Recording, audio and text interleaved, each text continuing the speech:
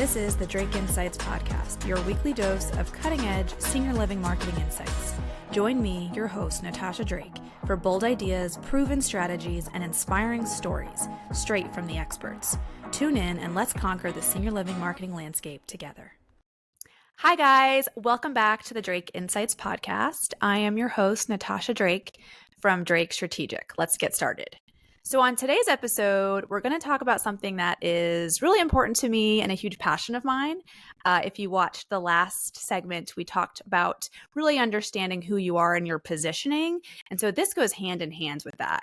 And it's really understanding your market and making sure you're doing a deep dive market analysis to really understand who it is you're mailing to, marketing to. All your advertising should be geared around it.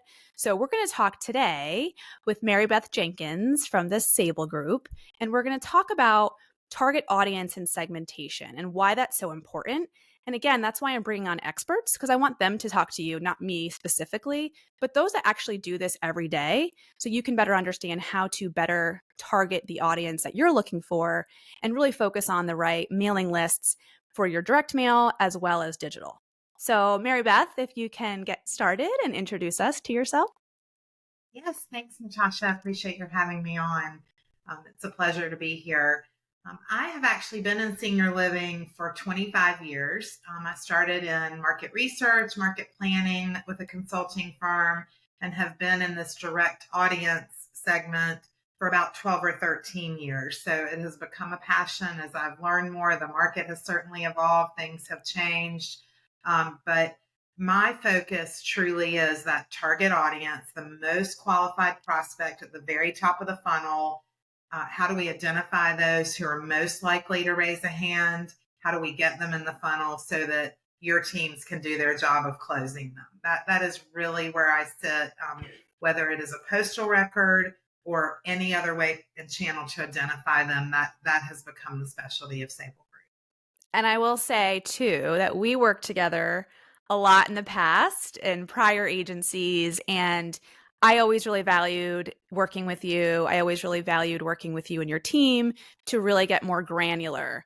And we've had great success. You know, there was a lot of really good mail lists that we did for a few independent living communities where we were able to really target the right prospect, and they were really successful for us. So I'm really excited to have you on and share with the team a little more about what you've done for me specifically. So the next thing I want to ask you is, you know, in today's world, it used to be a lot of just age, income, net worth, you know, maybe we do home values, things like that. It was very basic, maybe a radius. And I'm not sure if everyone's really aware of this, but I think it's really important to bring attention to the fact that we need to get a lot more granular in our segmenting and our lists. Can you talk a little bit more about that and behaviors and how people can actually target their list a little bit more granular?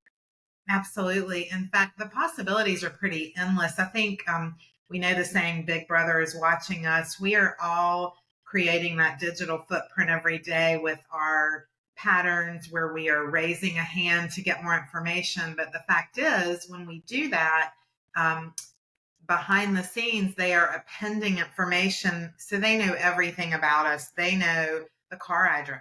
They know how much I owe on it. They know the home equity I have. So truly, the possibilities are endless. In the senior living world, it certainly became the norm to establish a primary market area, a list of zip codes or a radius, an age range, and an income minimum that would determine a prospect list.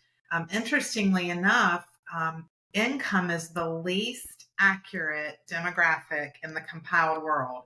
Is for our seniors. And the reason is that it's all self-reported. There are a lot of modeled assumptions made that maybe I have the same income as anyone on my street. And seniors are notoriously bad either at not self-reporting or not including all of their income. So we really dissuade that being one of the qualifiers, or if it is, it certainly should be accompanied with an asset like net worth or home value, as you mentioned. But the fact is, today, we can actually look at behaviors, as you mentioned, lifestyles, other segmenters that can hone in on who that right prospect is. The way to figure that out, though, is to understand who's already raised a hand, find out more about them, and then apply that knowledge to decision making going forward. Right. So that's really important. I'm glad you brought that up. So that's really important for teams to make sure as prospects are coming in, residents are moving in, we're gathering that information, we're getting that into your CRM to make sure that when we meet with Maribeth and her team, we're able to give her that information so that she can then target it. That's what you're saying there. I'm saying that. I'm also saying as long as we have a valid postal address of Yeah. the people in your CRM, we can tell you that information because we're able, just like online with a postal address, I can tell you anything you want to know about that person, their age, that income, assets, how long they've been in their home, their religion, their ethnicity, you name it. Yeah. What Yeah. did they do before they retired? What is their education level? As well as any of those behaviors. Are they a veteran? Do they have long-term care insurance? You name it, we can pretty much find it.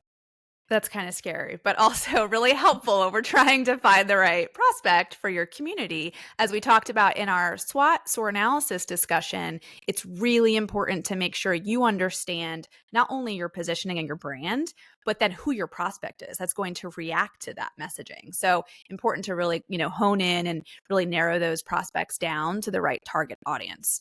Can you talk for a little bit more about behaviors specifically and what kind of behaviors you can target? Just a couple examples maybe that people listening may not know about. Sure. It could be that they're donors. They donate to specific Mm, causes. It could be that they're bird watchers, they're book readers. right. We have over 470 specifically with my model and that information. And it could also be that they're an online household. They are Mm, comfortable with mail order, things that tell you about their patterns. It can also be incredible information for content, for blogs, for events, really giving you insights on what is going to resonate when you are trying to appeal to that prospective resident. that's really interesting. And you also can do, correct me if I'm wrong, um, if you're targeting adult children or so, you can target those that have an elderly. I hate saying that word, but I know that's how they use it in the audience, a lot of the segments, seniors that live in the home, multi-generational homes, right? Or someone that they're caring for a senior parent outside of the radius, something like that too, correct? Yes, there are different kind of ways to get there. We do have a list where the elderly parent or the senior is living in the home with the adult child. We also have a way to qualify who the prospect is and then look for their specific adult children in or out of the market, the prospect in or out of the market. And I have clients who target both sides of that. Obviously, the adult child influencer is critical, but once Right. they know about, say, that qualified prospect living outside of the market, that can be a target as well. Yeah, that's something I have done as well. And that's really helpful and I think important for the listeners to hear. A lot of times, as we know, adult children live in your radius, but their senior parent does not. And that's something that we really need to take into consideration, and especially when you're doing your target audience list. One other thing I wanted to ask as well is in terms of multi-compilers, can you talk a little bit about that and what that means in terms of when they go to a certain vendor to get their mailing list or their digital targeting, why that's important? Sure. The fact is, no one source has all of the data. They have different strengths, they have different ways that they're pulling it, they have different limitations. For example, many of them, the highest you can qualify an asset or net worth or an income producing asset is 500,000 plus. Well, in Mm, today's world, many of our entrance fees are $1 million. You want to have 2 million plus or more, so we have limitations there.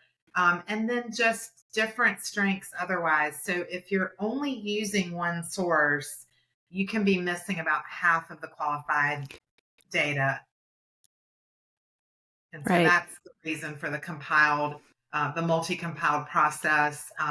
We're typically going basically in a waterfall. So we go to the first source, we get the qualified records. We then go to the next source using a suppression file. We are never buying duplicate data, so there's not waste. but it is a process to secure as many possible qualified records.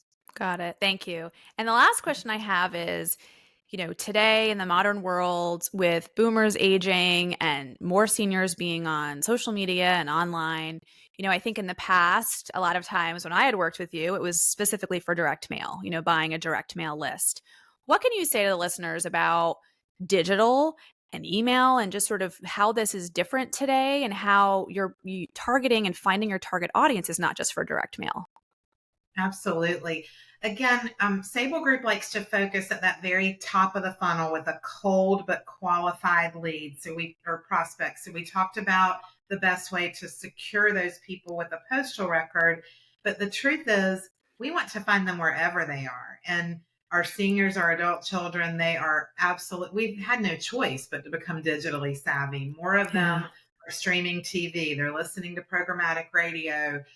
They are on Facebook for all kinds of reasons, on playing games on their phone, seeing ads. So it's called a 360-degree campaign because we want to find them where they are. Once we have that postal address or even an email address, we can do that. And so whether it's email, display, social, it's very different than a campaign that you go to Meta and say, talk to my followers or even boost this campaign. It is the exact same people who would be receiving your direct mail who've been identified because they are the most qualified for your organization. And it can be incredibly effective and also extend campaigns. Direct mail is expensive.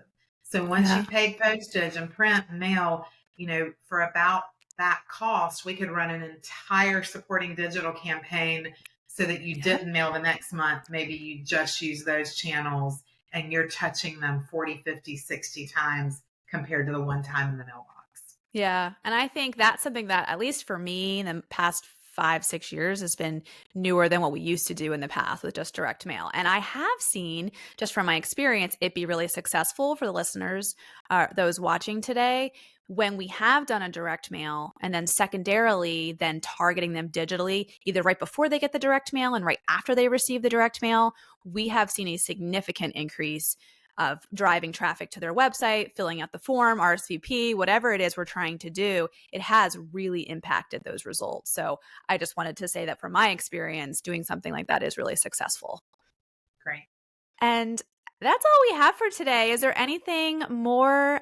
Thank you so much, Maribeth, for joining us today, being on and sharing this information. I hope our listeners have learned something new, or if they have any questions, they can reach out to me as well as Maribeth. But is there anything at the end that you wanted to say to let our listeners know?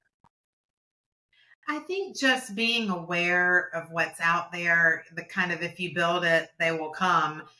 If you have a need in a niche and you thought there's no way I can get to this audience, the fact is you probably can. It might be a smaller group, but when it is your people, it can be incredibly effective. Right. Well, thank you so much. Thank you, Maribeth, for joining today. That's it. That's all for today on the Drake Insights podcast. Thank you so much for listening, and I look forward to seeing you next time. Bye. Real quick, if you enjoyed watching the podcast today, please follow me and subscribe so you're notified for the next podcast. And if you have any questions or want to talk after about anything that Drake Strategic can provide for you, please reach out to me, call me, email me, or visit our website at drakestrategic.com.